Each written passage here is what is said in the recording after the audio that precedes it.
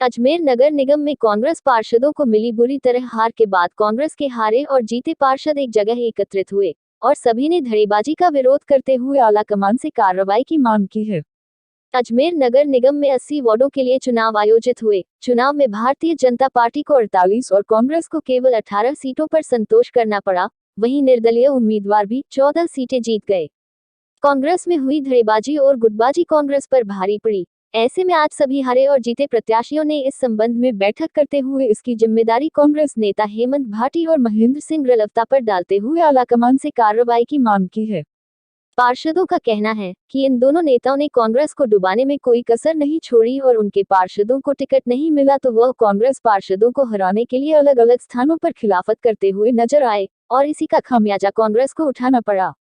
इस तरह की गतिविधियां आगे से संचालित न हो, इसे लेकर आलाकमान से मांग की गई है कि वह ऐसे कांग्रेस नेताओं के खिलाफ सख्त कार्रवाई करें और उन्हें पार्टी से बाहर करें, जिससे कि आगामी चुनाव में पार्टी को जीत मिल सके।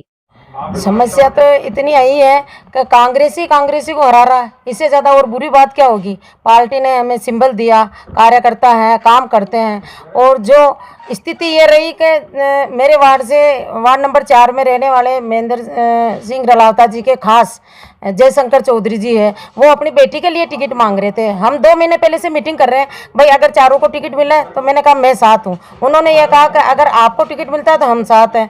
पर इन्होंने मेरे साथ इतना भीतरघात किया कि उन्होंने वार्ड नंबर 4 से भी 3 नंबर में नाम जुड़वाया, पर वोट देने तक नहीं आए। नहीं कोई रलावता जी का फोन आया, नहीं रलावता जी ने ये बोला कि भाई मंजू सोनी को टिकट दिया है, चारों को टिकट नहीं मिला तो आप वहाँ जाके काम करें।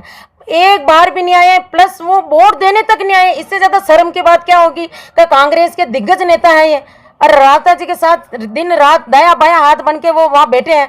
क्या रलावता जी का फर्ज नहीं बनता कि भाई मंजू को टिकट मिला तो आप जाके वहाँ काम करो? क्या हो रहा है क्या नहीं हो रहा, कोई कांग्रेसी ऐसा नहीं है। हाँ, राजकुमार जयपाल जी आए, गोपाल बायती जी आए, विजय जैन आया, पर बाकी इसके अलावा उत्तर के विधायक है, आप भी आपके संरक्षण में वो बैठे हैं। जयशंकर चौधरी, क्या उनका फर्ज नहीं? जब उनके बेटी को टिकट नहीं मिला तो वो मेरे को काटने लगे।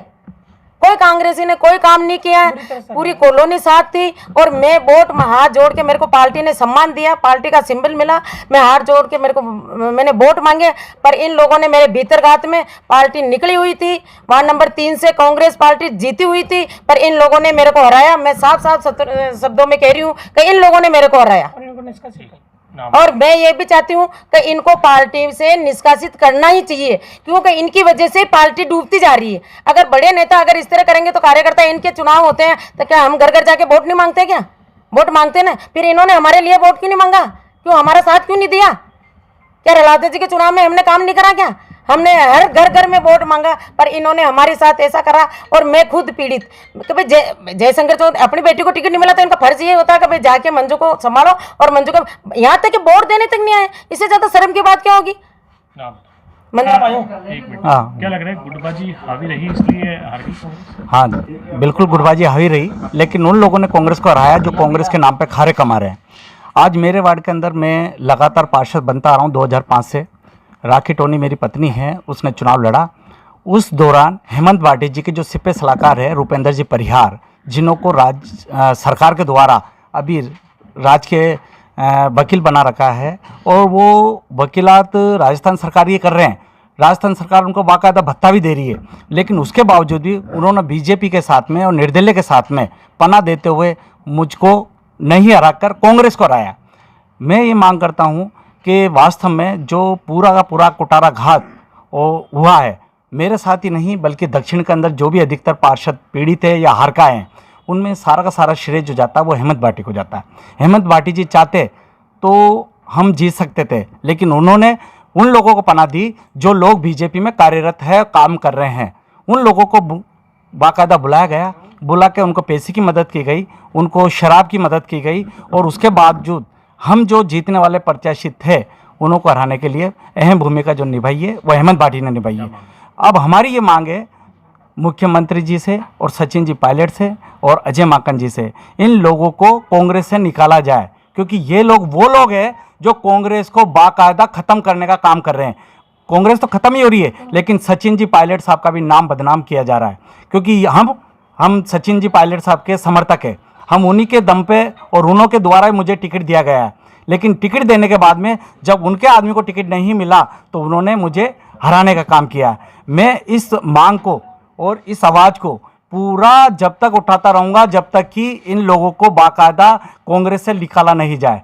कांग्रेस से निकालने के बाद ही इनमें ये मान लीजिए कि जब भी मेरी आत्मा को शांति मिलेगी, क्योंकि ये लोग वो है जो कांग्रेस के नाम से कमा रहे और अपनी दुकानें चला रहे। इनकी पहचान क्या है? इनकी पहचान ये है कि ये अजमेर दक्षिण के प्रत्याशी रहे, बाकी और कोई पहचान नहीं है। पैसा सबके पास हो सकता है लेकिन उसका मिसयूज कांग्रेस को हराने के लिए कर रहे हो। अरे भाई, कांग्रेस ने आपकी पहचान बनाई है, लेकिन आज मैंने अहम कर लिया है कि इन लोगों को बाकायदा पनिशमेंट मिलना चाहिए। और हम इस बात को, चाहे प्रियंका गांधी जी हो, सोनिया गांधी जी हो, राहुल गांधी जी हो, वहाँ तक इस आवाज़ को उठाएंगे, क्योंकि आने वाले टाइम के अंदर पूरी की तरह अजमेर शहर में कांग्रेस को ख़त्म करने का काम कर रहे हैं। श्रवण टोनी, पार्षद। देखिए, मेन मीटिंग का उद्देश्य ये है कि हम 41 साल से कांग्रेस की सुरक्षा कवच हैं, गली में कांग्रेस की रक्षा करने वाले लोग हैं। हमें बड़ा आघात पहुंचा जब कांग्रेस के ही लोग हमारे खिलाफ भीतरी गात करके और हमें चुनाव हरवाने की मुख्य भूमिका निभाई गई। इसलिए हम सारे ही प्रत्याशी पूरे 80 वार्ड में जो कांग्रेस के प्रत्याशी रहे हैं वो सब अपनी पीड़ा को लेकर के आज यहाँ एकत्रित हुए हैं। और इसमें सबसे मेन बात ये कि हम कांग्रेस विरोधी नहीं है। हम डीसीसी, पीसीसी और जो ऑब्जर्वर आए उनके समर्थक हैं। कांग्रेस ने हमें टिकट दिया हमारे में काबिलियत देख करके। जिनको टिकट नहीं दिया उनकी व्यवस्था वो जाने कि उन्हें पार्टी ने टिकट क्यों नहीं दिया। उनकी कुछ गलतियां रही होगी, डीसीसी, पीसीसी और ऑब्जर्वर के समक्ष आई होगी, इसके कारण उन्हें टिकट से बाहर कर दिया गया। लेकिन टिकट से बाहर करने में हमारा कोई रोल नहीं। हम तो कांग्रेस की विश्वास की माला अपने गले में डाल करके हाथ में झंडा लेकर के वार्ड में चुनाव लड़ने चले गए। लेकिन हमें दुख वहां होता है जब हमारे कांग्रेस के लोग भीतरी गात करके हमें हराने के लिए वहां लोगों को आर्थिक सहायता और मदद करी गई। तो जो मदद करी गई, जो सहायता करी गई, वो कांग्रेस को दीमक की तरह चाट रहे हैं। आज कांग्रेस में जो इतना बड़ा नुकसान हुआ है, अगर वो हराने का प्रयास नहीं करते तो हम ये मान के चलो कि बोर्ड बनता और हमारी 20-25 सीटें और आती। लेकिन उन्हें रोका गया, जानबूझकर रोका गया। तो इस वजह से हम ये चाहते हैं सारे ही लोग, और मैं ये चाहता हूँ कि आप चैनल, हमारे सारे लोगों की आवाज़, मेरी तो आवाज़ है ही, मैं तो बोल ही रहा हूँ, बाकी सारे लोगों का आप व्यू लें कि कैसे कैसे पीड़ित है। मैं यहाँ पर चैनल के माध्यम से, आपके चैनल के माध्यम से आम अजमेर के कांग्रेस जन को भी और पीसीसी के मेंबरान को भी और ऑब्जर्वर और डीसीसी के मेंबरान को भी ये कहना चाहता हूँ कि मैं भीतरी घात का शिकार हुआ। मेरे सारे साथी जो यहाँ उपस्थित हैं, आप उनके स्टेटमेंट लो, सब भीतरी घात के शिकार हुए हैं किसी न किसी कारणवश, किसी न किसी कांग्रेसी से। आप ये देखिए, मेरे सामने जो कैंडिडेट थे, सबसे बड़ी बात ये कि सुनील लारा, विनोद गोदरा, उर्मिला नायक, और सबसे बड़ी बात यह कि दिनेश ठेकेदार, उनको आर्थिक सहायता और मदद जो करी वो हेमंत भाटी ने करी। और हेमंत भाटी कांग्रेस में, हेमंत भाटी की क्या पहचान, धनाढ्य सेठ वो अपने घर के हैं, लेकिन वो धनाढ्य सेठ कांग्रेस को हराने में पैसे का अगर दुरुपयोग कर रहा है तो वो कांग्रेस का शुभचिंतक कहाँ हुआ। 2 दफे पहले उन्होंने अनीता बघेल को एमएलए बनाया, 2 दफे अनीता बघेल के साथ लग करके उन्होंने अनीता बघेल को एमएलए बनाया। उसके बाद में शाम दंड भेद अपना करके पता नहीं कौन सी नीति से कांग्रेस के कर्णधार बन के आ गए, टिकट लेकर के आ गए। अब टिकट लेकर के आ गए, नहीं जीत पाए, उसमें किसका दोष भाई? वो नहीं जीत पाए, हमारा दोष थोड़ी, हम तो गली के वर्कर हैं। अगर हमारे में इतनी कुवत होती उनको चुनाव हराने की तो हम खुद चुनाव नहीं लड़ लेते, हम भी 80 के लोग हैं। लेकिन हमारे में इतनी कुवत नहीं है कि हम इतना बड़ा चुनाव लड़ सकें। लेकिन उनमें तो कुवत है ना, खूब पैसा है उनके बाप का उनके पास, तो लोगों को हराने के लिए लगा दिया उन्होंने। उनको क्या फर्क पड़ता है? लेकिन कांग्रेस को तो फर्क पड़ गया, कांग्रेस को तो बहुत फर्क पड़ा है। कांग्रेस के कितना आज बोर्ड बनता है कांग्रेस का। आज जितने भी लोग हैं शहर के अंदर, मैं माफी चाहूंगा आपके चैनल के माध्यम से ये कह रहा हूं, अरे यारों क्यों अपना जमीर बेच रहे हो? है एक अच्छे कांग्रेसी होकर के इतने सालों से तुम कांग्रेस के साथ रहे हो। दुर्भाग्य की बात है, वार्ड नंबर काकू का कौन सा वार्ड है?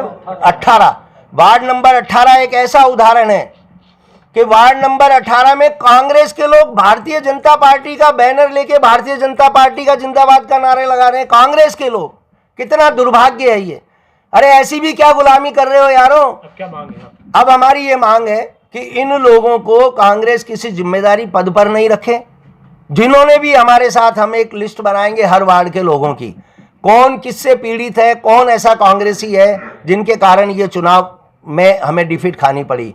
उनका सारा एक अमली जामा पूरे अजमेर शहर का 80 वार्डों में जो जो हारे हैं उनका तैयार करके डीसीसी प्रेसिडेंट को भी देंगे, पीसीसी प्रेसिडेंट को भी देंगे, अशोक गहलोत को भी देंगे, ऑब्जर्वर्स को भी देंगे, सबको देंगे और मांग करेंगे कि इनको 6 साल से निष्कासन किया जाए। और अब जो कमेटियां बने और अब जो सरकार जो राजनीतिक नियुक्तियां कर रही है उनमें इनको जगह नहीं दी जाए, इनको दूर रखा जाए। हमारी मेन मांग ये है। अब मैं आपसे एक निवेदन और करना चाह रहा हूं। मैंने मेरी पीड़ा बताई, मेरे साथ यहाँ सारे कांग्रेस के प्रत्याशी बैठे, उनकी भी एक एक करके आप पीड़ा सुने, क्योंकि हर जगह खाली हेमंत भाटी का ही रोग नहीं है, और भी बहुत से दीमक है इसमें कांग्रेस में जो चाट रहे हैं। तो इनसे सबका व्यू ले मेहरबानी करके। मैं निष्ठावान कांग्रेसी विजय नागौरा, निवर्तमान पार्षद, महामंत्री और पूर्व पार्षद।